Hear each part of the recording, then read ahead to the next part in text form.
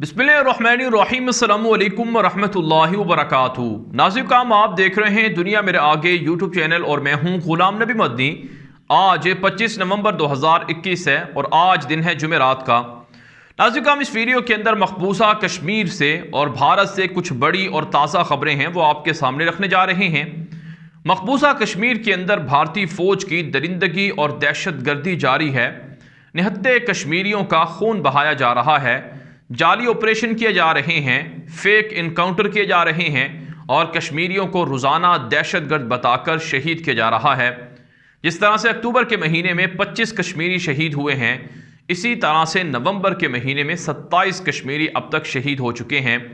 नाज़रीन गुज़श्ता रोज़ भारतीय फ़ौज ने एक ऑपरेशन किया है श्रीनगर के अंदर है, जिसमें 3 कश्मीरियों को गोलियां मारकर शहीद कर दिया गया है और उनका खून श्रीनगर की सड़कों पर बहाया गया। बाकायदा उसकी तस्वीर भी हैं जिसमें देखा जा सकता है कि निहत्ते कश्मीरियों का खून किस कदर आसान समझा गया है और किस कदर सस्ता समझा गया है और कैसे उन्हें शहीद किया जा रहा है। जबकि नाज़रीन जो शहीद होने वाले 3 लोग थे, इनके वरसा ने एहतजाज करते हुए बताया है कि उनके जो लोग शहीद हुए हैं उनका ताल्लुक किसी भी जिहादी तंजीम से नहीं था, ना तो वो मिलिटेंट थे ना ही दहशतगर्द थे, जैसा कि भारतीय फ़ौज और भारतीय मीडिया दावा कर रहा है। इनको भी हैदरपुरा के अंदर जो शहीद होने वाले निहत्ते कश्मीरी हैं, जो आम कश्मीरी थे जिन्हें भारत ने बाद में एतराफ़ भी किया, उनकी तरह इन्हें भी शहीद किया गया है। नाज़रीन श्रीनगर के अंदर रवां महीने तकरीबन 15 कश्मीरी शहीद हो चुके हैं, जो भारत की बदतरीन रियासती दरिंदगी का वाज़े और मुँह बोलता सबूत है। नाज़रीन इसके अलावा अगर बाकी कश्मीर के इलाकों का मुआवजा करें या उनकी बात करें तो वहाँ पर भी गिरफ्तारियाँ हो रही हैं। पुलवामा के अंदर सबसे ज़्यादा गिरफ्तारियाँ होती हैं, जहाँ पर निहत्ते कश्मीरियों को गिरफ्तार किया जा रहा है। इस महीने 100 से ज़ायद कश्मीरी गिरफ्तार हो चुके हैं और जो आज की खबर है कि तकरीबन 10 कश्मीरी मज़ीद भी गिरफ्तार कर लिए गए हैं। भारतीय फ़ौज कश्मीरियों को खामोश कराना चाहती है, उनको कश्मीर से निकालना चाहती है, उनके दिलों के अंदर खौफ बिठाना चाहती है, उनके ऊपर ज़बरदस्ती फैसले मुसल्लत करना चाहती है। आप जानते हैं मोदी दहशतगर्द की हुकूमत को भारत के अंदर सिखों से शिकस्त हुई है, जिसकी वजह से उसने जो किसानों के ख़िलाफ़ बनाए गए कवानीन थे उनको वापस लिए है। अब मोदी के ख़िलाफ़ प्रेशर बढ़ रहा है कि वो कश्मीर के अंदर आर्टिकल 370 को, आर्टिकल 35A को वापस करे और इस फैसले को बहाल करे ताकि कश्मीरियों की जो हुकूक हैं उनको गसब ना किया जाए। तो लोग कश्मीर के जो मुसलमान हैं वो एहतजाज कर सकते हैं, वो मोदी के ख़िलाफ़ तहरीक चला सकते हैं। उनको दबाने के लिए पहले ही से कत्लेआम शुरू कर दिया गया है। नाज़रीन भारत की दरिंदा दहशतगर्द फ़ौज निहत्ते कश्मीरियों को तो शहीद कर रही है, लेकिन मुजाहिदीन का मुकाबला नहीं कर पा रही है। आप जानते हैं पूंछ सेक्टर के अंदर अक्टूबर में भारतीय फ़ौज ने बड़ा ऑपरेशन किया मुजाहिदीन के ख़िलाफ़, लेकिन भारतीय फ़ौज को नाकामी का सामना करना पड़ा और तकरीबन 40 के लगभग भारतीय फ़ौजी हलाक और ज़ख्मी हो गए पूंछ सेक्टर के अंदर।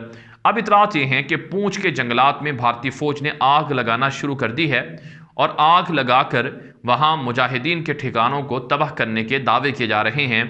लेकिन नाज़रीन इस आग लगने से वहाँ इर्द गिर्द की जो आबादी है वो मुतासर हो रही है। आप जानते हैं फ़िज़ा के अंदर जब धुआं हो तो माहौलियाती जो आलूदगी है वो पैदा होती है और इसकी वजह से लोगों को सांस की और दीगर बीमारियों का सामना करना पड़ सकता है। और यही कुछ भारत की दहशतगर्द फ़ौज कश्मीर के अंदर मुसलमानों के ख़िलाफ़ ये हरबे इस्तेमाल कर रही है। दूसरी तरफ से नाज़रीन कश्मीरी मुसलमानों ने मुतालबा किए है कि इंसानी हकूक़ के इदारे, इंसानी हकूक़ के जो चैम्पियन बने फिरते हैं, जो इंसानी हकूक़ का राह गलापते हैं, उन्हें कश्मीर के अंदर मुसलमानों पर होने वाले मज़ालिम नज़र क्यों नहीं आ रहे हैं। OIC हो, सलामती कौंसल हो, अक़वाम मुत्तहिदा हो, अरब लीग हो या फिर नाज़रीन उम्मत मुस्लिमा का बाहमी इत्तिहाद या तंजीमें हो, ये कश्मीरियों के मज़ालिम हल नहीं कर पा रही हैं।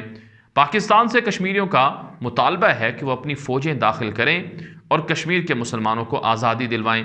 जिस तरह से आज़रबैजान ने काराबाख को आज़ाद करवा लिया आर्मीनिया के सलीबियों से, पाकिस्तान भी कश्मीर को आज़ाद करवा सकता है। कश्मीरी मुसलमानों ने अफ़गान तालिबान से भी मुतालबा किया है कि उनकी मदद की जाए और उन्हें मज़ालिम से निजात दिलाई जाए।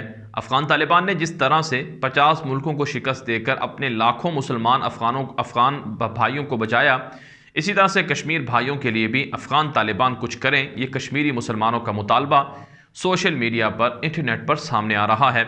اور ناظرین کرام، کوئی بعید بات نہیں ہے کہ افغان طالبان اب یہ تحریک شروع کریں گے اور کشمیر کے اندر مجاہدین کے ساتھ دیں گے۔ اور پہلے یہ خبریں بھارتی میڈیا پر نشر ہو چکی ہیں کہ افغانستان سے مجاہدین کشمیر کا رخ کر رہے ہیں اور بھارتی فوج کے خلاف حملہ کر رہے ہیں۔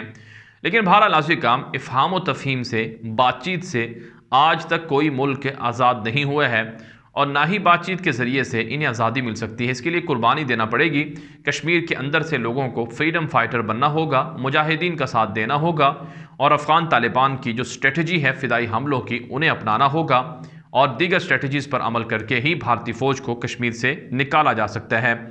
ناظرین میں ایک اور خبر آپ کے سامنے رکھتے ہیں۔ یہ خبر بھارت سے ہے۔ بھارت کے اندر ریاست تریپورہ ہے، وہاں پر جنگل راج نافذ ہے، بی جے پی کے غنڈے فساد مچاتے پھر رہے ہیں۔ وہاں پر ناظرین کرام علاقائی انتخابات ہو رہے ہیں، جس کے اندر بی جے پی جماعت کو شکست کا سامنا ہے۔ اس وجہ سے وہ تریپورہ کے اندر فسادات کروا رہے ہیں۔ گزشتہ کئی دنوں سے تریپورہ کے اندر مسلمانوں پر حملے بھی ہو رہے ہیں، اور مسلمانوں کے خلاف جو بی جے پی کے غنڈے ہیں، جو آر ایس ایس کے غنڈے ہیں، وہ دندناتے پھر رہے ہیں اور ان پر حملہ کر رہے ہیں۔ اس کے علاوہ ناظرین کرام بھارت سے ایک اور خبر یہ سامنے آ رہی ہے کہ بھارت کی ریاست آسام ہے، جہاں پر مسلمان تنظیموں نے CAA کے خلاف ہڑتالیں شروع کر دی ہیں۔ آپ جانتے ہیں بھارت کے اندر کسانوں کے خلاف جو کالے قوانین مودی نے بنائے تھے، یہ کالے قوانین مودی کو واپس لینا پڑے تھے کسانوں کے احتجاج کی وجہ سے۔ اب بھارت کے مسلمان بھی یہ سمجھتے ہیں کہ جس طرح سے کسانوں کے خلاف بنائے گئے قوانین واپس لیے گئے ہیں، اسی طرح سے مسلمانوں کے خلاف بنائے گئے CAA، NRC، NRP کے نام سے جو قوانین ہیں، انہیں واپس لیا جائے۔ اور اس کے لیے آسام کے اندر جو مختلف تنظیمیں ہیں، انہوں نے ہڑتال کا اعلان کر دیا ہے۔